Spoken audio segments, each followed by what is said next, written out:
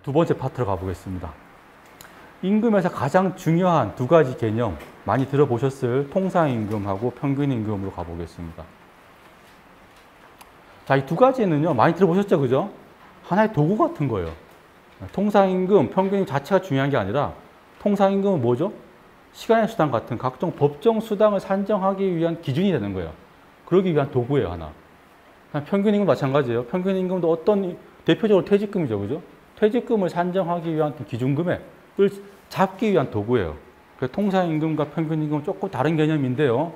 많이 헷갈리실 겁니다. 제가 가장 직관적으로 이해하기 쉽게 오늘 좀 설명을 드릴게요. 예를 들어 보겠습니다. 제가 하루 8시간 주 5일 근무하고 월급을 300만 원 받기로 했어요. 요게 통상임금입니다. 이렇게 정한. 주 5일 하루 8시간 근무하고 300만 원. 사전에 정한 내 노동의 대가, 가치예요. 고정금액이죠. 사전적 개념이에요. 그죠? 이렇게 일하고 요거 주겠습니다. 요게 통상임금. 물론 약간 가감을 해야 되지만 기본 이렇게 이해하자는 거예요. 직관적으로. 자, 그랬는데 제가 입사하고 나서 몸이 아파가지고 첫 번째 주에 한 3일 결근을 했어요. 결근한 만큼 깎이겠죠. 그죠? 임금 공제되고. 그리고 그 다음 주에는 뭐 연장 근로하고 뭐 잔업특근 하면서 시간 수당 많이 받았어요. 그래서 한 달 일한 결과 실제로 내가 받은 월급이 312만 원이에요. 요게 평균임금이에요. 이해되시죠? 사전적으로 미리 정한 내 노동의 가치, 대가가 통상임금. 실제 일한 결과 실제로 받은 임금이 내 평균임금. 이렇게 일단 직관적으로 가장 이해가 쉽고요. 물론 더 정교하게 또 가감을 해야 됩니다. 기본적으로는 통상임금은 사전적 개념으로서 내 노동의 가치다. 어떤 경우에 쓰느냐? 이거죠. 법정 수당들, 시간의 수당, 그죠?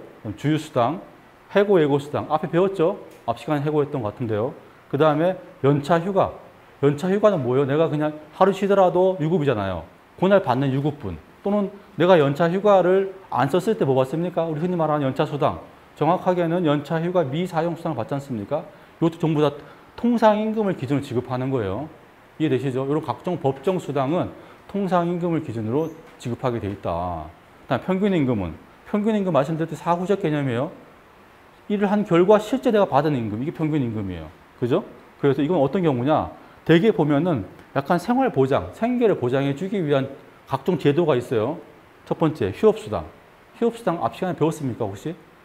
만약에 뭐 우리 코로나19 때 한창 뭐 회사가 어렵다면서 다음 달, 한 달 정도 다 같이 좀 무급휴직 합시다. 이런 경우 많았습니다. 다 불법이에요. 회사가 어렵다고 해가지고 쉬게 하는 거 안 됩니다. 왜? 우리는 계약을 했잖아요. 나는 하루 8시간 주 5일 근무하기로 해서 내가 일하는 이유는 뭐예요? 돈 벌려고 난 들어온 건데 회사가 어렵다고? 그렇다고 나보고 일하지 말래. 이게 다 불법이에요. 그래서 우리 법은 이런 경우 회사의 귀책 사유로 쉬게 할 경우에는 최소한 평균임금 70% 주라 라고 돼 있습니다. 이게 휴업수당이에요. 요거. 뒤에 다시 볼 겁니다. 그 다음에 산재보험급여. 그죠? 우리 산재 당하면 국가에서 돈 받지 않습니까? 산재보험급여를. 대표적으로 치료비, 이걸 요양급여라고 하고, 그 다음에 다쳐서 일 못하니까 그 기간에 대해서 회사가, 국가가 돈을 줘요. 휴업급여. 이걸 얼마를 주느냐? 평균임금의 70%를 지급합니다. 그 다음에 세 번째, 퇴직금. 잘 아시죠? 그죠? 퇴직금 뭡니까? 만 1년 근무하면은 평균임금 31분. 뒤에서 다시 볼 겁니다. 다 평균임금 기준이에요. 네 번째, 실업급여. 실업급여도 앞 시간에 배웠죠? 해고 파트에서 아마 실업급여 한 걸로 알고 있는데요. 실업급여도 국가에서 얼마를 주느냐? 내가 평소 받던 평균임금의 60%를 지급합니다. 물론 상한, 하한이 있긴 한데, 다 이게 뭐예요? 다 보시면 다 어떻습니까? 평소 어떤 유지하던 생계를 유지하라고 하는 이런 제도잖아요. 그죠? 이런 것들은 전부 다 평균임금이라고 하는 도구를 가지고 금액을 산정하는구나. 이렇게 이해하시면 될 것 같습니다. 이게 통상임금, 평균임금이고요. 워낙 중요한 개념이니까 좀 자세히 보겠습니다. 자, 그럼 통상임금은 뭔데요? 내가 받는 각종 임금 구성 항목들 중에서 보시면 정기적이고 일률적으로 지급하기로 정한 임금. 이게 통상임금입니다.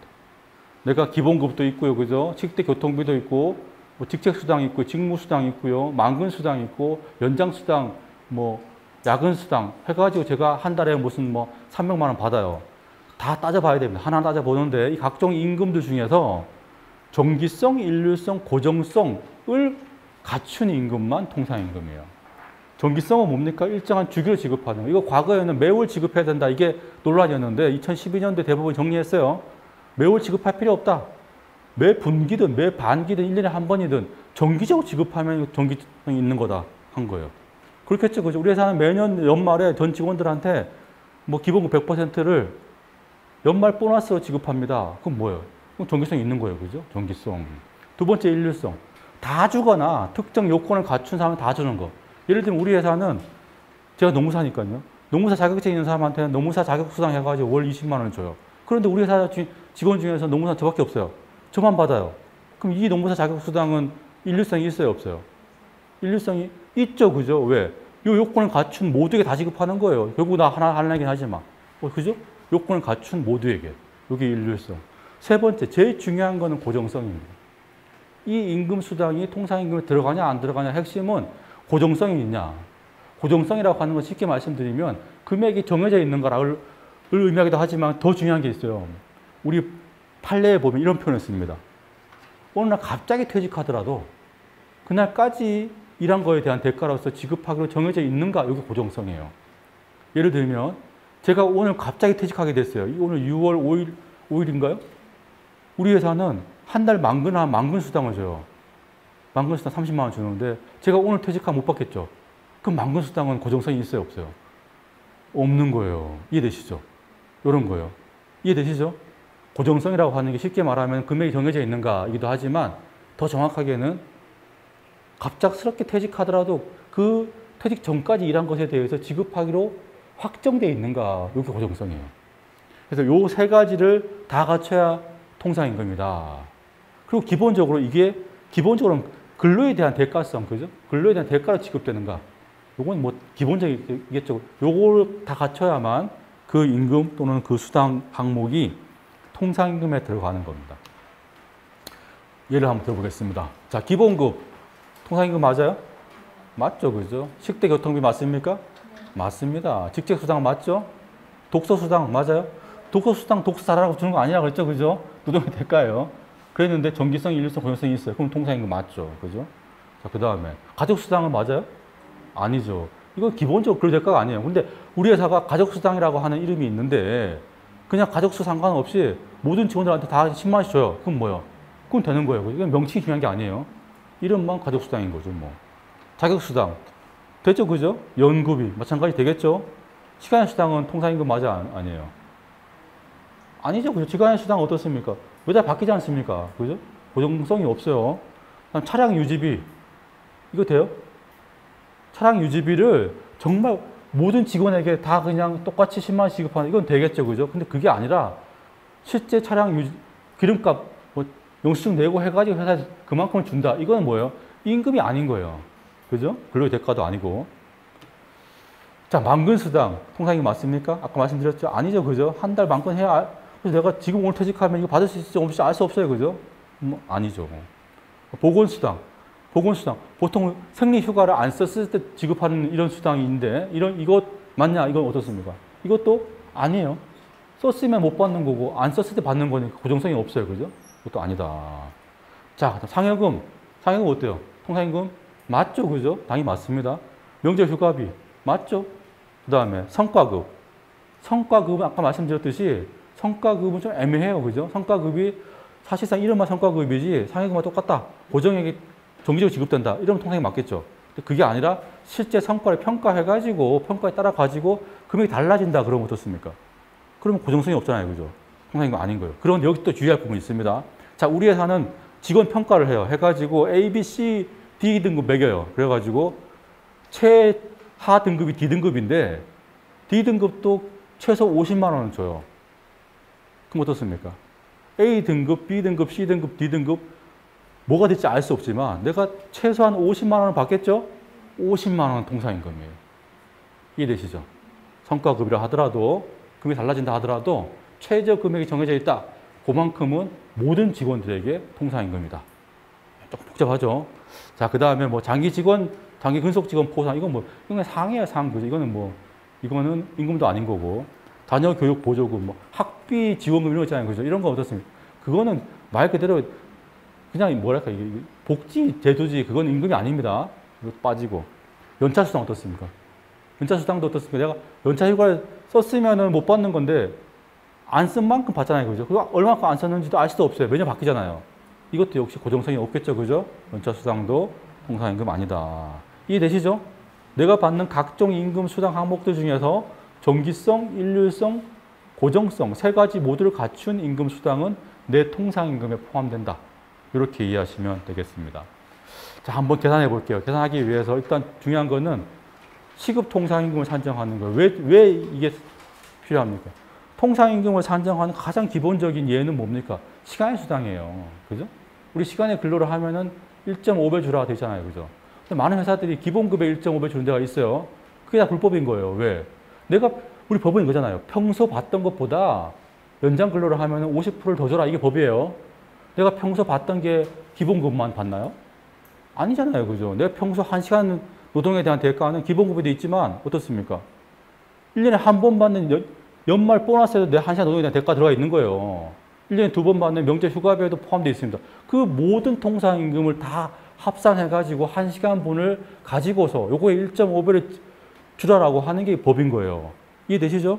그렇다 보니까 시간 수당 산정할 때 특히 중요한데 그래서 시급 통상임금을 따져봐야 됩니다. 이거는 자 월급 통상임금 아까 나왔죠, 그죠? 월급 통상임금 내가 매월 받는 것뿐만 아니라 상여금, 명절 휴가비, 연말 보너스 중에서 또 한 달치를 산출할 수 있겠죠? 그 다 합산하는 게 내 월급 통상임금이에요. 이 월급 통상임금을 월의 통상임금 산정 기준 시간수로 나눠준 게 시급 통상임금입니다. 조금 말이 어려운데요. 이게 뭐냐면은 한 달 중에서 유급 처리되는 시간의 수입니다. 무슨 얘기냐면 우리 보통은 일반적으로 주 40시간 되니까 하루 8시간 주 5일 근무하니까 주 40시간이에요. 그 다음에 하나 더 있죠. 주휴수당. 결국 일주일에 48시간 분을 제가 받는 거예요. 기본 월급으로. 48시간 분. 거기다가 한 달은 몇 주죠? 4.345주입니다. 요걸 곱해주면은 대략 209시간입니다. 요 209라는 수를 많이 들어보셨을 겁니다. 정확하게는 208점 몇인데 반올림 해가지고. 그래서 이렇게 이해하시면 됩니다. 내가 하루 8시간, 주 5일 근무하는 일반적인 정규직이다. 이러면 뭡니까? 나의 월의 통상임금 산정 기준 시간 수는 209시간. 그렇죠. 그런데 요거는 어떤 전제가 필요하냐면은 일요일만 주휴일이다. 토요일은 뭐예요? 토요일은 아무것도 아닌 날이에요. 회사에서 뭐 정해놓은 게 없어요. 그러면 또는 회사에서 뭐 일요일은 유급 주휴를 한다 이렇게 정해놨어요. 그럼 토요일은 뭔데요? 토요일은 아무것도 아닌 날이에요. 그럼 뭐냐? 이걸 이른바 무급 휴무일이라고 합니다. 토요일은 무급이에요. 그래서 달라집니다. 달라진 게 뭐냐면은 사실 월급제는 달라질 게 없어요. 월급제 어차피 내 월급 정해져 있으니까 이 토요일을 무급 휴무일로 하든 유급 주휴일로 하든 상관없어요. 어차피 내 월급은 정해져 있으니까. 그죠? 그런데 시급제, 1급제 같은 경우 달라질 수 있어요. 이게 무슨 얘기냐면은 일반적인 경우는 토요일이 무급 휴무일이다. 그래서 월의 통상임금 산정 기준 시간 수는 209시간이에요. 자, 그런데 우리 회사는 특별하게 토요일과 일요일 둘 다를 유급 휴일로 하고 있습니다. 그렇게 정해놨어요. 취업규칙에서. 그럼 뭐예요? 달라져요. 이 숫자가. 그러면 토요일도 유급 휴일을 하는 게 좋은 거 아니에요? 그게 아니에요. 어차피 내 월급은 고정되어 있으니까 토요일을 무급 휴무일로 하든 유급 휴일로 하든 똑같아요. 내 월급은. 달랄 게 없어요. 시급제, 1급제 달라지겠지만 월급제 달라지지 않죠. 그죠? 근데 오히려 월급제 같은 경우에는 토요일을 유급 휴일을 해버리면 시급 통상임금이 줄어요. 자, 왜 그런지 볼게요. 토요일이 무급 휴무일이면 월에 유급 시간이 209시간이죠. 그런데 토요일이 유급이 돼버리는 순간 과거에 우리나라 44시간제 했을 때 토요일 4시간이었기 때문에 보통 토요일은 4시간을 봅니다. 그래가지고 계산해 본 결과 226이 돼요. 그러니까 토요일이 무급 휴무일인 사람은 내가 한 달 209시간 분에 대한 임금을 받는 거예요. 그런데 토요일이 유급 휴일인 회사에서는 내가 한 달에 226시간 분을 받는 거예요. 근데 어쨌든 내 월급은 300만 원 고정되어 있으니까 기본급이 다를 게 없어요. 그렇지만 뭐가 달라지느냐? 시간이 달라지는 거예요. 209보다 226이 되면 어떻습니까? 여기서 분모가 커지잖아요. 그죠? 그만큼 시급 통상임금이 줄겠죠. 이해되시죠? 오늘 가장 어려운 부분, 이 부분. 요거 이해하시면 그다음부터 이렇게 복잡하진 않아요. 약간 이게 수학이에요, 지금 수학 시간이 돼버렸는데 이해되시죠? 이렇게 하면은 오히려 시간의 수당이 줄겠죠, 그죠?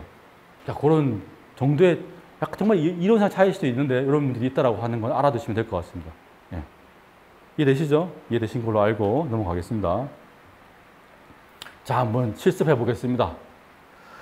자, 홍길동이라고 하는 노동자가 2024년 1월 이렇게 받았어요. 이 월급 급여 명세서입니다. 자, 한번 보면은 기본급 200만 원이고요. 직무수당, 이 사람 직무수당 말 그대로 직무에 따라 가지고 매달 5만 원 받아요. 연차수당은 이게 1월이니까 받는 거예요, 그죠? 전년도 연차 이거 안 쓴 것만큼을 수당 받았어요. 그다음 연장수당은 실제 1월 달에 연장한 만큼, 야간한 만큼, 휴일 근로한 만큼 받았고요. 그 다음에 이 회사는 가족수당이라 해가지고 부양가족 1인당 1만 원을 지급해요. 그래서 이 홍길동은 부양가족이 4명이에요. 예. 그래서 애가 셋이고, 뭐, 와이프가 있고 해가지고 4만 원 받아요. 그다음 근속수당은 1년차 입사하면 매월 1만 원인데, 근속 올라갈수록 이제 1만 원씩 인상돼가 이 사람은 지금 3만 원 받네요. 매월 3만 원 받고요. 그다음 등급수당, 이게 이제 평가하는 거예요. 성과급이에요. 매월 평가해가지고 평가에 따라서 지급하는데 보니까 30만 원 받았네요. 등급이 A, B, C, D, E까지 있어요. A, B, C, D, E. 최저 등급인 E 등급도 20만 원을 받아요. 이 사람은 아마 C등급 정도 되나 봐요. 그죠? 이거 받았습니다. 30만 원. 상여금은 3, 6, 9, 12월에 분기별로 기본급 200%를 나눠서 지급합니다. 이해되시죠? 자, 그 다음에 명절 기항비는 설날하고 추석에 받는데 1월 달이니까 없어요. 그죠? 상여금도 없어요. 그죠? 받은 달이 아니니까. 자, 그 다음에 위험수당은 이 사람이 하는 업무가 좀 위험해가지고 월 10만 원을 받아요. 자, 이해됐죠? 사실관계 이해됐죠? 이 홍길동의 시급 통상임금 우리가 지금 한번 계산해 보겠습니다. 자, 일단 기본급 통상임금 맞습니까? 맞죠. 그죠? 직무수당 맞아요? 맞죠. 그죠? 연차수당은요? 아니죠. 그죠? 연차수당은 고정성 없잖아요. 그죠? 연장수당, 야간수당, 휴수당 다 아니죠. 그죠? 식대는요? 맞죠. 가족수당은요? 아니죠. 그죠? 가족수당 아니잖아요. 그죠? 이건 근로대가도 아닐 수 있어요. 그죠? 근속수당은요? 맞죠. 등급수당은요? 맞는데 30만 원 다 들어갑니까? 아니죠. 얼마 들어가요? 그죠? 최저 등급, 그죠? 최소 금액 20만 원만. 자, 상여금, 명절 기항비, 통상임금 맞습니까? 맞아요. 그죠? 이거 계산해 봐야 돼요. 이번 달은 못 받지만 어쨌든 통상임금 맞아요. 그죠? 위험수당 맞습니까? 위험수당 맞잖아요. 매월, 그죠? 맞잖아요.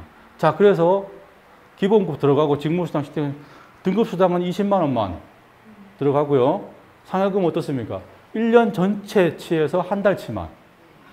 계산해 보니까 33만 3,333.333 원이에요. 요거예요. 요 금액. 그 다음에 명절 귀향비도 어떻습니까? 1년치에 12분의 1만큼. 그죠? 계산해 보니까 16,000원 요 정도 나와요. 요 금액. 그래서 이분의 월급 통상임금은 283만 1원입니다. 그죠? 이 사람의 월급은 지금 415만 원이지만 이 사람의 월급 통상임금은 283만 원이에요. 요거를 이 사람의 통상임금 산정 기준 시간수 200으로 나눠줬더니 금액이 13,541원이에요. 이해되시죠? 홍길동의 시급 통상임금은 13,541원입니다. 그래서 이 사람이 만약 연장근로를 했어요. 그럼 어떻습니까? 13,541원의 1.5배가 지급돼야 된다. 이해되시죠? 이렇게 통상임금을 산정을 해볼 수 있겠습니다. 자, 시간의 수당. 요걸 가지고 이제 산정하는 거예요. 시간의 근로라고 하는 그 세 가지입니다. 연장근로. 연장근로는 법정 기준 근로 시간이 1일 8시간이고 일주에 40시간이에요. 이걸 초과하면 연장근로입니다. 그 다음에 두 번째, 야간근로. 야간근로는 밤에 한다 다 야간근로가 아니고요. 밤 10시부터 다음 날 6시까지, 06시까지. 요때 일하면 무조건 이건 야간근로예요. 그 다음에 휴일 근로는 말 그대로 휴일 일하면 휴일 근로겠죠. 자, 시간의 근로라고 하는 것은 연장근로, 야간근로, 휴일 근로 세 가지를 합쳐가지고 시간의 근로라고 하고요. 시간의 근로를 했다 그러면은 통상임금의 50%를 가산해가지고 줘야 된다. 이게 시간의 수당이겠죠. 근데 여기서 내가 연장근로를 하다가 야간이 돼버렸어요. 또 내가 휴일날 와서 일을 하는데 또 연장근로가 되네. 연장 야간 휴일 근로가 중복되는 경우가 있을 수 있겠죠. 이럴 때 어떻습니까? 중복 가산 지급해야 돼요. 예를 들면 내가 쭉 일을 하다가 밤 10시가 넘어가 계속 일을 하게 됐어요. 이랬을 때 어떻습니까? 이 1시간 분에 대한 가산 임금이 50 더하기 50, 100%를 더 줘야 되는 거죠. 이해되시죠? 자, 이게 시간 수당입니다. 그 내용. 다만 이런 경우 있습니다. 보상 휴가제라 그래가지고 우리 회사는 시간의 근로수당을 안 주고요. 대신에 휴가를 주는 경우가 있어요. 자, 그런데 보통 이런 방식이죠. 오늘 2시간 더 일했으니까 내일 2시간 일찍 퇴근해. 이런 경우 많죠. 그거 다 불법입니다. 안 돼요. 첫 번째 일단 보상 휴가, 시간의 수당을 안 주고 휴가를 주려고 하면 요건이 필요합니다. 뭐냐? 직원 대표하고 서면 합의를 해야 할 수 있어요. 그냥 개인적으로 사장님이 야, 너 어제 2시간 일 더 했다며? 오늘 2시간 일찍 퇴근해. 이거 안 되는 거예요. 보상 휴가제는 반드시 직원 대표하고 서면 합의를 해야만 이 제도를 시행할 수 있는 거고, 두 번째 더 중요하게는 2시간 일을 더 했어요. 연장 근로를 했어요. 그러면 얼마만큼의 휴가를 줘야 됩니까? 3시간, 그죠? 1.5배니까. 근데 왜 2시간 일 더 했는데 2시간 일찍 퇴근하라 해? 아니죠, 그죠? 3시간 일찍 퇴근해야 되는 거예요. 이해되시죠? 보상휴가제. 자, 이제 평균임금 가보겠습니다. 평균임금. 자, 평균임금이 뭐냐? 산정사유 발생 이전 3개월 동안 받은 임금 총액을 그 기간의 총일수로 나눠진 금액. 이게 평균임금입니다. 정확하게는. 근데 이게 사실 법이 약간 좀 문제가 있어요. 더 엄밀히 말씀드리면 평균임금 산정사유 발생일 이전 3개월이 아니고 평균임금 산정사유 발생일 이전 1년 동안 받은 임금의 3개월치 이렇게 말하는 게 더 정확합니다. 15년 3만큼. 자, 왜 그러냐면은 대표적인 평균임금 산정 대상이 퇴직금이죠. 그러면 자, 내가 오늘 퇴직했어요. 퇴직했을 때 퇴직일 이전 3개월 동안 받은 임금을 요 기간의 총일수로 나눠주는 게 일단은 평균임금인데 요 3개월에 안 들어가는 임금이 있을 수 있어요. 왜? 1년에 한 번 받는 연차수당, 분기별 1회 받는 상여금, 1년에 뭐 2번 받는 명절 휴가비, 이거 안 들어가잖아요. 그죠? 이게 다시 다 들어가야 돼요. 그러니까 결국은 정리하면은 법은 이렇게 돼 있지만 실제로는 산정사유 발생일 이전 1년 동안 받은 전체 임금의 3개월치. 이해되시죠? 전체 임금의 12분의 3만큼이 일단 분자가 되는 거예요. 분자. 자, 요 금액. 그죠? 실제로 받은 임금 다 포함하고요. 그 다음에 월을 초과해서 받는 이런 게 있을 수 있잖아요. 상여금 같은 거. 요거는 연간 총액의 3개월 분만큼 또 넣어주고, 연차수당을 그냥 한 번 받지 않습니까? 한 번.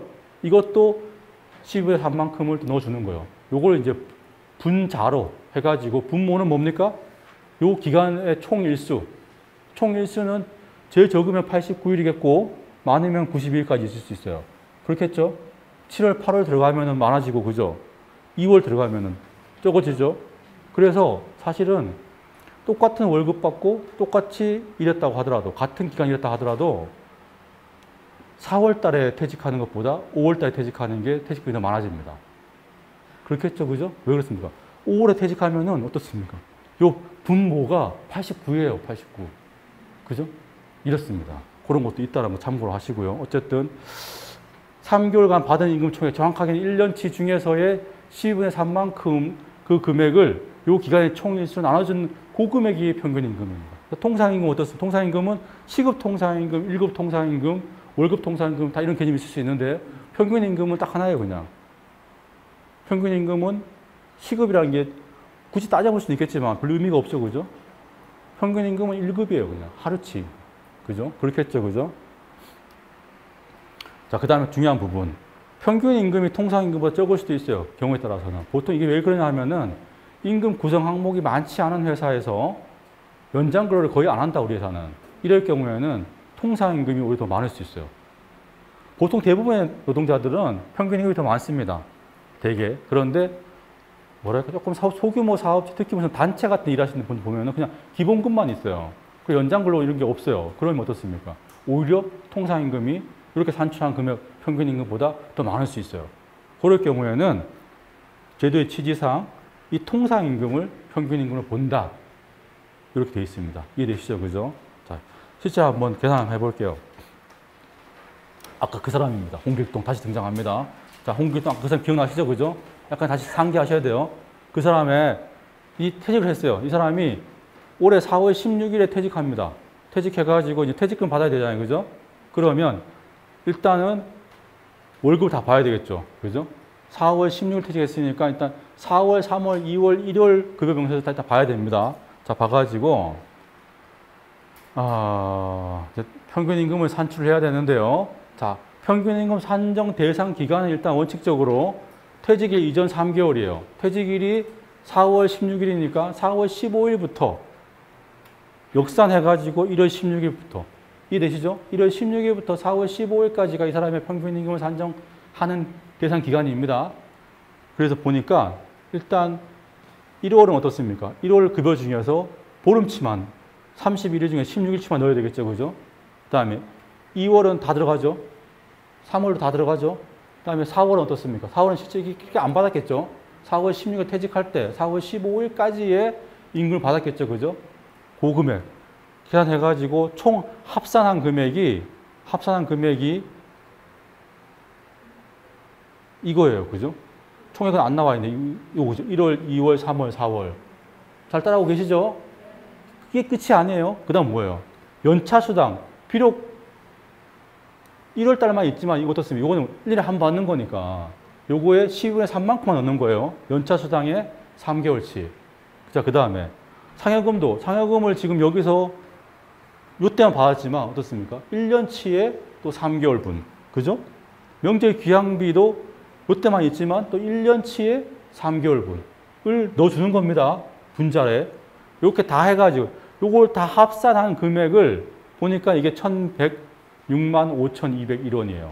요거를 요 3개월간의 총일수 1월 16일부터 4월 15일까지를 하나하나 계산해 보니까 총 91일이더라고요. 요 금액을 요거로 나눠준 게 평균임금입니다. 결과 12만 1,596원. 이해되시죠? 이렇게 평균임금을 산정한다. 그래서 만약 이분이 딱 1년 근무하고 퇴직한다 그러면 퇴직금은 얼마겠습니까? 요거 곱하기 30. 이게 이 사람의 퇴직금이에요. 이해되시죠? 이렇게 평균임금도 실제로 산정해보는 방식 같이 진행을 해봤습니다. 자, 이제 세 번째, 각종 임금 체계 한번 보겠습니다. 자, 먼저 포괄임금제. 많이 들어보셨죠? 그죠? 포괄임금제 이런 거 예를 들면 하루에 10시간 일하고 주 5일 일하고 한 달 월급 300만 원 합시다. 요거예요. 이게 뭡니까?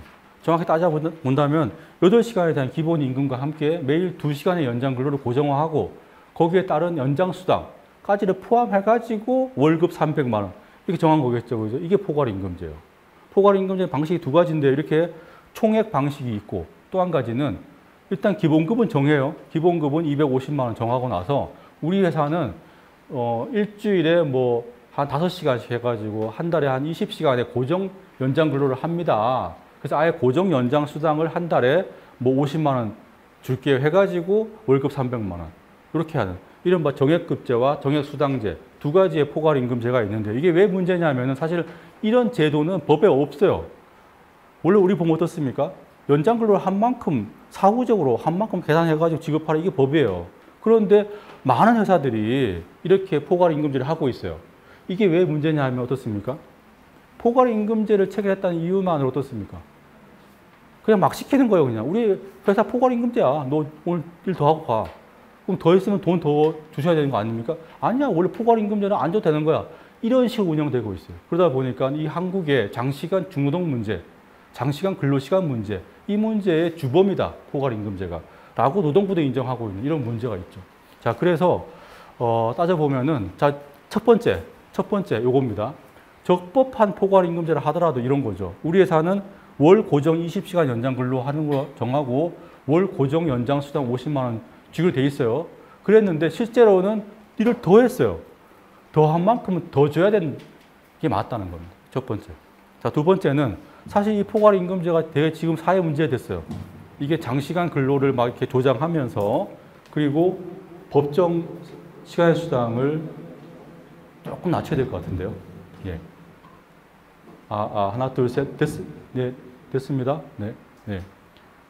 이 장시간 중노동 문제를 더 조장하고 있고 또 한편으로는 법정 시간 수당을 제대로 안 주기 위한 용도로 악용되고 있다 보니까 이 문제에 대해서 대법원이 판단을 내렸습니다. 그래서 2010년도에 자, 원칙적으로 포괄임금제는 근로시간의 산정이 어려운 업무상의 특성이 있는 경우에만 유효하다. 이렇게 하고 있어요. 이해되시죠? 웬만한 사무직들은 출퇴근 카드 찍어요. 근로시간 산정이 어려울 게 없어요. 그죠? 그럼 원칙적으로 포괄임금제 무효다. 다만 이제 어떻습니까? 뭐 외근직 같은 경우. 이런 경우에는 그럴 때 할 수 있다. 이게 이제 법원의 입장인데 이게 정확하게 지금 노동부에서도 이렇게 생각하고 있지는 않아요. 그런 문제가 있다는 거예요. 그래서 원칙적으로 포괄임금제는 근로시간의 산정이 어려운 업무상의 특성이 있는 경우만 유효하지만 그런데 아직까지 이게 뭐 확연한 어떤 일반적 법 해석이 되지 않아가지고 노동부에서는 기본적인 고정 이런 시간의 수당을 정한 이런 정도는 인정하고 있다. 인정하고 있고 업무상 특성이 없다 하더라도 인정하는데 대신 뭡니까? 정한 것보다 더 많이 했을 땐 더 줘야 된다. 그죠? 더 안 줬다. 그럼 그건 임금 체불이다. 이렇게 이해하시면 될 것 같습니다. 자, 연봉제 한번 보겠습니다. 연봉제. 아까도 말씀드렸지만 연봉제라고 하는 게 외국에서, 주로 미국에서 쓰는 제도가 들어온 건데요. 연봉제라고 하더라도 몇 가지 주의할 부분이 있습니다. 많은 분들이 오해하시는 것처럼 우리 회사 연봉제니까 그냥 연봉 한번 주면 돼. 이거 아니죠. 그죠? 매월 분할해서 지급해야 된다고 첫 번째. 두 번째는 연봉 계약서를 봤더니 계약 기간 1년, 2024년 1월 1일부터 10월 31일까지. 그럼 나 계약직이야? 계약직이에요? 계약직이 아니에요. 그죠? 이거는 연봉 계약서의 계약 기간은 뭡니까? 요 연봉을 적용할 기간을 정한 거예요. 그것과 별도의 근로계약서가 있어야 되는 거. 근로계약서에서 계약 기간이 없다. 그럼 정규직이에요, 나는. 이해되시죠? 그죠? 연봉 계약서의 계약 기간을 가지고 계약직이다. 이건 아니다라고 하는 거. 다음 세 번째. 많은 분들이 이 부분에 대해서 오해하시는데 우리 회사는 연봉제예요. 그래서 매년 초에 연봉 협상을 합니다. 직원 1대1로 막 해가지고 회사가 작년 평가해 봤는데 너 정말 실적이 정말 제로야. 정말 최악이야. 연봉 삭감한다. 이럴 때 우리 회사는 연봉제라서 연봉이 삭감됐습니다. 이게 돼요? 이것도 불법입니다. 왜 불법이겠어요? 회사가 뭐라고 내 임금을 깎을 수가 있어요? 그거 안 됩니다.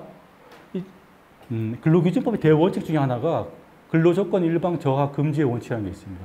뭐냐면 근로계약도 계약이에요. 어떤 계약이 양 당사자 합의하지 않고 일방 당사자에게 불리한 내용을 추구할 수 있습니까? 안 돼요. 그죠? 안 되는 거예요. 그래서 연봉제라 하더라도 회사가 일방적으로 연봉을 삭감할 수 없다라고 하는 거 반드시 기억하시고요. 또 한 가지. 그러면 어떻게 연봉 합의가 안 되는데 어떻게 됩니까? 어떻게 해야 돼요? 그럼 그냥 가는 거예요. 연봉 합의가 안 됐다. 그러면 전년도 연봉이 올해도 유지되는 겁니다. 이렇게 이해하시면 된다. 자, 연봉제라 하더라도 퇴직금을 연봉에 포함시키는 것도 안 되는 건 이건 다 아시죠? 그죠? 과거에는 심지어 매년 연봉 정하면 이 중에 13분의 1을 월급 지급하고 나머지 13분의 1은 퇴직금입니다. 이런 거 많았고 심지어는 매월 월급 속에 퇴직금이 또 포함되어 있다고 이렇게 했던 경우가 많았었어요. 이게 다 불법입니다. 안 됩니다. 그죠? 퇴직금은 퇴직할 때 지급하는 거예요. 미리 당사자가 합의했다 하더라도 분할 지급은 뒤에서 보겠지만 일종의 퇴직금 중간 정산이 되는 건데 그건 요건 명백해요. 그래서 그냥 당사자가 합의해가지고 임금 연봉 총액의 13분의 1을 퇴직금을 합니다. 또는 매월 월급 속에 또 일정 부분은 퇴직금입니다. 라고 하는 걸 할 수 없다. 이해되시죠? 그것도 꼭 알아두시고요. 자, 휴업수당. 앞서 말씀드렸죠. 그죠? 휴업수당 같은 경우에는 회사의 기책 사유로 회사를 쉬는 경우에, 일을 못할 경우에는 무급은 안 됩니다. 물론 직원들이 동의하면 되겠죠. 가끔 보면 회사에서 무급 휴직 동의서 좀 내주세요 할 때가 있어요. 이거 써야 됩니까? 물어보시는데 이렇게 말씀드릴게요. 회사가 직원들한테 동의서를 내라고 하는 경우는 열이면 열 전부 다 직원에게 안 좋은 경우예요. 그렇겠죠, 그죠? 직원한테 좋은 거 그냥 하면 되지 뭐. 동의를 왜 받아요? 근데 보통 회사에서 이런 동의서 내라고 하는 이거 써도 됩니까? 물어보실 때는 전부 다 뭐겠어요? 동의를 해야만 회사가 시행할 수 있으니까 하는 거예요. 결국은 뭐겠습니까? 노동자에게 안 좋은 내용들이다. 이렇게 이해하시면 거의 틀리지 않고요. 아무튼 휴업수당은 회사가 사용자의 귀책 사유로 휴업을 할 경우에 반드시 평균임금의 70% 이상을 지급해야 된다. 여기서 귀책 사유라고 하는 거는 말 그대로 천재지변 제외하고 다 합니다. 요즘 뭐 저기 손님이 없네? 그래서 식당인데 식당에 손님이 없으니까 3시부터 한 5시까지 2시간은 그냥 쉬는 걸로 하자. 무급으로. 안 됩니다. 이게 이른바 꺾기라고 하는 건데 보통 이제 알바 노동자들한테 보통 많이 이렇게 악용을 해요. 한 2시간 정도 나가서 쉬다 와. 이런 거 다 불법이에요. 그럼 뭐 2시간 쉬게 했으면 뭐 줘야 됩니까? 휴업수당 줘야 되는 거죠. 이해되시죠? 그죠? 나는 하루 8시간 일하고 월급 200 받기로 하고 나는 일을 하는 거, 이건 내 의무이지만 또 한편 권리예요. 내 권리인데 왜 사용자가 자기가 경영을 잘못해가지고 손님이 없는 걸 나한테 임금 깎는 걸로 전가를 해요? 안 된다는 거예요. 그죠? 이런 제도도 알아두시면 좋겠습니다. 자, 임금 피크제 한번 보겠습니다. 임금 피크제 아시죠? 임금이 올라가다가 워낙에 깎이는 거죠. 그죠? 대한민국은 대부분 호봉제지 않습니까? 근속이 올라갈수록 임금이 올라가는 구조인데 이러다 보니까 언제부턴가 우리나라에서 임금 피크제가 되게 많이 지금 유행하고 있어요. 그래서 일정 연령이 되면 50세부터든 55세부터든 임금이 깎는 걸로. 그러니까 임금 피크제 자체가 뭐겠습니까? 직원들에게는 불리한 거예요. 혹시 취업규칙 앞 시간에 했어요? 취업규칙. 회사의 각종 이 노동자의 노동 조건과 복무 규율을 정하고 있는 온갖 규정을 취업규칙이라고 하는데요. 취업규칙은 사용자가 제정하고 개정할 권한이 있지만 일방적으로 바꿀 수는 없어요. 노동자에게 불리하게 바꿀 경우에 반드시 적용 대상 노동자 과반수의 동의를 받아야 됩니다. 그렇게 안 하면 일방적으로 바꿨다. 그러면 나 무효예요. 가장 기본적인 내용인데요. 어쨌든 임금 피크제는 기본적으로 노동자에게 불리한 내용이기 때문에 적용 대상 과반수의 동의를 반드시 받아야 유효한데요. 자, 그런데 최근의 이슈입니다. 그래서 시행을 했어요. 과반 동의 받아가지고. 그런데 이 자체가 좀 불법인 거 아니냐라고 하는 문제제기가 나와가지고. 왜? 이거 연령 차별 아닌가요? 나이 많다고 이거 뭐, 나이 많고 서러운데요. 나이 많다고 임금 깎는다고? 자체가 이거 불법 아닙니까? 라는 문제제기가 소송화되어가지고 최근에 법원에서 만회한 거예요. 임금 피크제 자체가 경우에 따라서는 그 자체가 무효일 수 있습니다. 자, 요거 말씀드리기 전에 먼저 요걸 봐야 되는데요. 많은 분들이 오해하시는 게 우리 노동법에 동일노동, 동일임금이라고 하는 원칙이 무슨 대원칙으로 있는 양 오해하세요. 이런 거 없습니다. 대한민국은 동일노동, 동일임금 원칙을 법제화하고 있는 나라가 아닙니다. 예를 들면 이런 거예요. 똑같이 공채로 입사했어요. A랑 B가. 똑같은 일을 해요, 심지어. 그런데 회사에서 A는 월급 300만 원 주고 B는 250만 원 줘요. 이거 불법 아닌가요? 차별 아닌가요? 차별은 맞지만 위법한 차별이 아닙니다. 왜? 동일노동, 동일임금 원칙을 우리 법은 법제하고 있지 않아요. 이해되시죠? 그런 게 없어요. 우리 노동법은 딱 4가지 차별만 금지합니다. 첫 번째는 남녀고용평등법에서 성별을 이유로 한 차별. 이거는 위법이에요. 정하고 있으니까. 두 번째는 이른바 비정규직법, 기간제법에서 똑같은 일을 하는 정규직하고 비정규직을 차별한다? 이것도 위법해요. 여기 정하고 있는 거예요. 세 번째는 고령자 고용법이라는 게 있어요. 연령 차별 금지 및 고령자 고용 촉진법이라고 하는 긴 이름의 법인데 약칭 고령자 고용법에서 연령을 이유로 한 차별도 위법한 걸 정하고 있습니다. 네 번째 장애인 차별 금지법에서 장애 유무를 이유로 한 차별도 금지하고 있어요. 법으로 정해놔야 그게 위법한 거예요.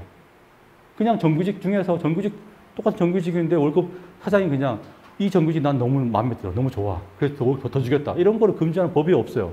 이해되시죠? 동일노동, 동일임금 원칙이라고 하는 건 대한민국 노동법상 원칙이 아니다. 법에서 정하고 있는 경우에만 요 4가지 유형에 대해서만 금지하고 있다. 자, 요걸 먼저 전제를 하고요. 자, 그랬을 때 임금 피크제는 따져보면 어떻습니까? 똑같은 일을 똑같이 하는데 어제까지 했던 일을 하고 제가 만 49세 때 했던 거 어제까지 했던 일을 하고 올해 이제 만 50세가 돼가지고 하루에 똑같은데 올해부터는 월급이 적어져요. 이게 맞나? 라고 하는 부분에서 최근에 우리 법원이 이거는 고령자 고용법 위반의 연령 차별이다 라고 판결을 한 겁니다. 자, 그런데 이게 모든 임금 피크제가 다 그런 건 아니에요. 한마디로 말씀드리면 기본적인 어쨌든 약간 뭐랄까 이런 좀 판단 기준이 있어요. 요걸 조금 압축해서 말씀을 드리면 정년을 연장하는 대신에 임금 피크제를 도입했다. 이른바 정년 연장형 임금 피크제는 대부분 적법한 걸로 봅니다. 타당성이 있다. 근데 정년을 유지하면서 임금 피크제를 시행했다?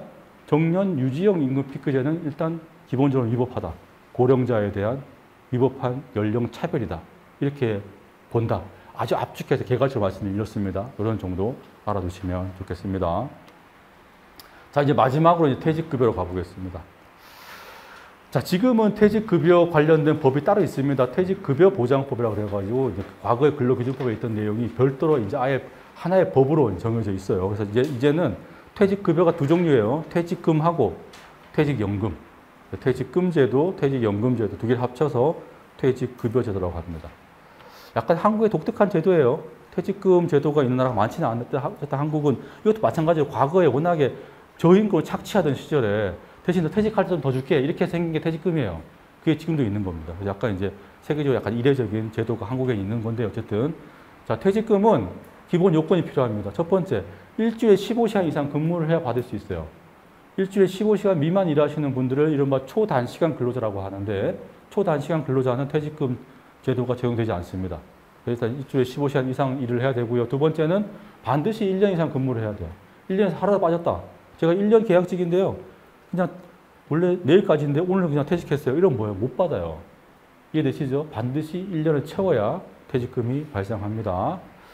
퇴직 사유는 불문하겠죠, 그죠? 상관없어요. 뭐 해고되면 못 받는다 이런 오해하시는 분 계신데 아닙니다. 해고가 되건 뭐 계약기간 만료건 사표서가 나왔건 다 퇴직하면은 퇴직금은 발생한다. 자, 중요한 건 이제 계속 근로연수인데요. 계속 근로연수라고 하는 것은 입사일부터 퇴직할 때까지 전부 다 합산하는 거예요. 그래서 기본 내용은 이거지 않습니까? 만 1년 근무했을 때 평균 임금 31분, 그죠? 만 2년 근무하면 61분, 만 1.5년, 1년 6개월 근무했으면 퇴직금은 45일분, 그죠? 이렇게 계산하는 건데 중요한 거는 계속 근로연수죠. 이랬을 때 계속 근로연수라고 하는 것은 최초 입사일부터 퇴직까지 다 합산하는 겁니다. 그리고 내가 처음에는 알바로 일을 시작했어요. 그러다가 일용직이 됐어요. 그러다가 또 뭐 기간제 계약직이 됐다가 정규 전환을 했어요. 다 합산하는 것. 이해되시죠? 계약직으로 1년 일하고 갱신돼서 또 1년 더 하고 다 합산하는 거예요. 그러니까 고용 형태 불문하고 최초 입사일부터 퇴직까지 전부 다를 퇴직금 산정을 위한 계속 근로연수로 본다. 심지어 중간중간에 공백기간이 있다고 하더라도요. 경우에 따라서는 합산할 수도 있습니다. 여기서 중요한 거는 이 공백기, 단절이라고 하는 게 실질적으로 뭐냐라고 하는 걸 따져보는 건데 제가 이제 예를 들면 1년 계약직이에요. 1년 계약직인데 뭐 바로 갱신을 안 하고 일단 회사에서 한 일주일만 집에서 쉬다가 다시 와. 재입사하는 방식으로 하자. 회사의 필요에 의해서 이랬을 때 그러면 형식적으로는 1년 일하고 퇴직한 거예요. 일주일 뒤에 재입사를 한 겁니다. 그리고 또 1년을 일했어요. 이랬을 때 제가 이 앞에 1년과 뒤에 1년 합쳐가지고 한 2년 일했으니까 2년치의 퇴직금을 주세요라고 할 수 있어요? 경우에 따라서는 할 수도 있다는 겁니다. 이게 악용되는 게 보통 공공기관 같은 경우에 공공기관 예산에 따라 가지고 사람을 채용하는데 보통 11개월 계약직 이렇게 채용하는 경우가 꽤 있어요. 이게 공공기관, 국가기관이 이 따위로 하고 있는 게 정말 문제인데 어쨌든 간에 그래서 11개월 딱 일하고 나서는 퇴직해요. 퇴직금 안 주고 대상 아니니까 대신에 야, 한 달만 쉬어. 한 달 뒤에 다시 부를게 라고 하는 경우가 있어요. 이럴 경우에 다시 입사해가지고 다시 또 11개월 일했어요. 그랬을 때 또 퇴직금 없어요? 있을 수도 있습니다. 어떤 경우냐? 핵심은 요 단절 공백 기간이 누구의 필요와 이유에 의한 단절인가가 핵심이에요. 뭐냐면 제가 오늘 갑자기 집에 전화가 왔어요. 와이프 전화가 왔어요. 야, 너 오늘 퇴사하고 와. 집에 일 생겨가지고 무슨 회사하고 뭐 다 필요 없어. 뭔데? 물어봤더니 뭐 무슨 말고 퇴사하고 오래요. 그냥. 그래서 사표 쓰고 사장님 그동안 또 감사했습니다. 그래서 퇴사해야 될 것 같습니다. 퇴사하고 집에 갔더니 무슨 일 했더니 해결됐어. 다시 내일 출근해. 그러는 거예요. 아, 뭐야. 그리고 다시 전화해서 사장님 저 다시 내일 출근해도 되겠냐 그랬더니 사장님 이미 퇴직을 해버렸기 때문에 다시 하는 건 가능한데 재입사한 걸로 하자. 그래서 다시 재입사를 했어요. 하루 단절이 없죠. 그러나 이건 뭡니까? 이건 단절이에요. 내 필요에 의해서 내 사유로 퇴사를 하고 재입사한 거지 않습니까? 이건 단절이에요. 끝난 거예요. 그런데 회사가 야, 회사 재정 상황상 잠깐 집에 가서 쉬어. 일주일만 쉬다가 한 달만 쉬다가 다시 부를게 라고 해서 결과적으로 일종의 대기를 한 거예요. 형식상 퇴사했다 하더라도 이거 뭡니까? 사용자의 사유와 필요에 의해서 대기한 거기 때문에 이거는 합산하는 겁니다. 이해되시죠? 이렇게 구분해서 어쨌든 그렇게 다 합산하고 다 해가지고 어쨌든 간에 1년 초과해야 되는 거고요. 자, 그 다음에 뭐 근무 기간 중에 뭐 휴업을 했다, 휴직을 했다, 제가 6개월 병가가 있었다. 다 포함하는 거예요. 다 포함한다. 최초 입사일부터 퇴사일까지 전부 다를 계속 근로연수를 해가지고 퇴직금을 산정을 합니다. 퇴직금은 계속 근로연수에 31분. 1년 일했으면 31분, 그죠? 1년 반 일했으면은 45일분 이런 식으로 퇴직금이 발생합니다.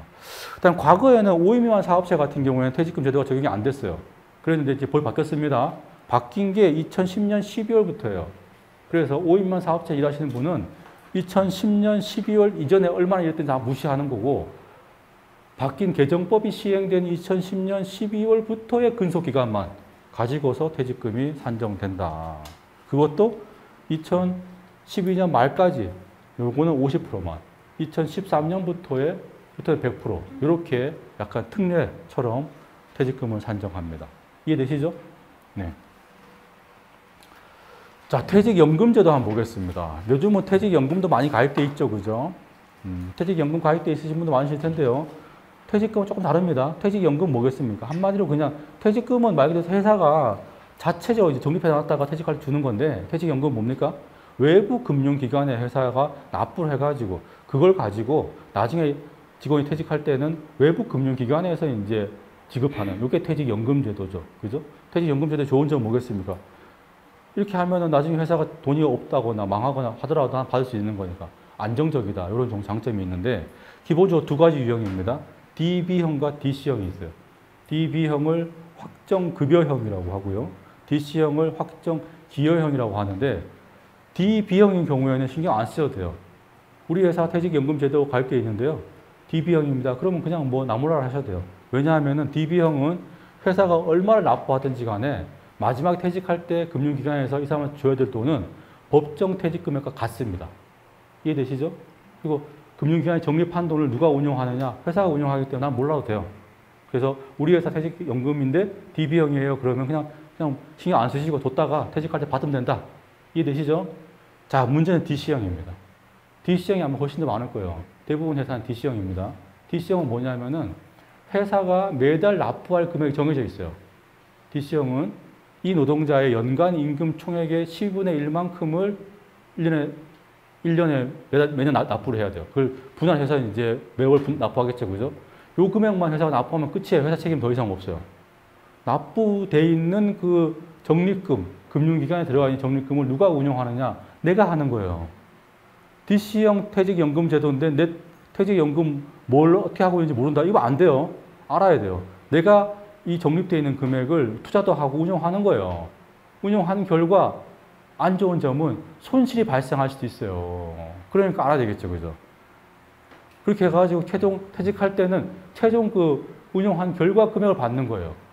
이해되시죠? 자, 그래서 요약하면 퇴직연금은 DB형과 DC형이 있는데 특히 DC형에 가입되어 있으신 분들은 내가 이 적립금을 운용하는 거기 때문에 어떻게 투자하는지 내가 다 정해야 되는 겁니다. 그걸 잘 모르겠다 그러면 그냥 금융기관에 맡겨도 돼요. 맡길 때는 손실이 안 발생하는 가장 안정적인 걸로 그냥 알아서 해주세요 하면 돼요. 어쨌든 그렇게 해가지고 손실을 방지하는 그런 정도의 주의도 해야 되겠다.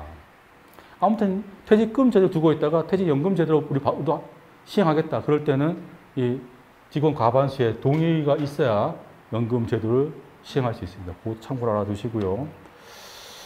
자, 퇴직금을 필요한 경우에 중간 정산을 하죠. 그죠? 중간 정산도 아무 때나 할 수 있는 게 아닙니다. 퇴직금 중간 정산을 하는 거는 법으로 정해져 있어요.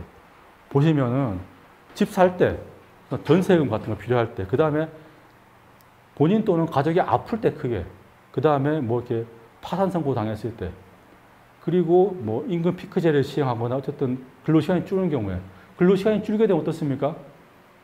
그만큼 임금 줄잖아요. 그죠? 막판에 임금이 줄면 퇴직금이 주는 거예요. 주의하셔야 됩니다. 내가 내년에 퇴직할 상황이고 퇴직금 내년에 받아야 되는데 회사에서 갑자기 올해부터 약간 근무 시간을 줄입시다 해가지고 그동안은 주 5일 근무했는데 주 3일 근무하재요. 그래서 주 3일 근무하면 좋지 뭐 해가지고 그래서 뭐 동의했어요. 그럼 뭐 어떻게 돼요? 퇴직금 하면 주는 거예요. 그죠? 주의해야 되겠죠? 아무튼 근로시간이 바뀔 경우에 이럴 경우 자 이런 경우에만 퇴직금을 중간 정산할 수 있습니다. 이해되시죠? 또 이것도 무조건 내가 목돈이 필요하니까 사장님한테 퇴직금 좀 정산하겠습니다. 한다고 해서 다 되는 건 아니에요. 사용자가 동의하는 경우에만 할 수 있습니다. 이해되시죠? 자, 이런 경우. 법적인 요건을 갖추고 사용자가 동의한 경우에는 퇴직금을 정산할 수 있고 정산도 이런 거죠. 제가 지금까지 10년 일했어요. 그러면 전부 다가 아니라 한 5년치만 이런 요건 때문에 정산을 하겠습니다. 그럼 사장님이 동의하면 되는 거예요. 이렇게 시행을 할 수 있다. 정산 이후에는 뭐겠습니까? 정산 이후부터는 아예 퇴직금 산정에 있어서만큼은 계속 근로연수가 리셋되는 거예요.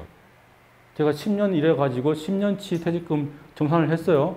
그럼 그 다음부터 뭡니까? 다시 퇴직금 산정을 위한 계속 근로연수는 0이 되는 거예요. 이때부터 다시 계산하는 거죠. 이해되시죠? 그죠? 한번 털었으니까. 그런데 주의할 부분은 제가 10년치 일한 걸 정산을 했어요, 한번. 그리고는 한 6개월 더 다니다가 퇴직해요. 이러면 퇴직금 못 받습니까? 1년이 안 됐다고 못 받습니까? 받을 수 있어요. 그죠? 이때는 정산한 건 맞지만, 리셋되는 건 맞지만은 이미 기본적인 1년 이상의 요건이 갖췄기 때문에 그 뒤부터의 6개월치에 대해서는 퇴직금이 지급돼야 된다. 네. 자, 그 다음에 퇴직연금제인 경우에는 DC형만 퇴직연금 정산이 가능합니다. DB형은 안 돼요. 아예 자체가 안 됩니다. 그것도 알아두시면 좋을 것 같습니다. 자, 오늘 제가 준비한 내용은 여기까지입니다.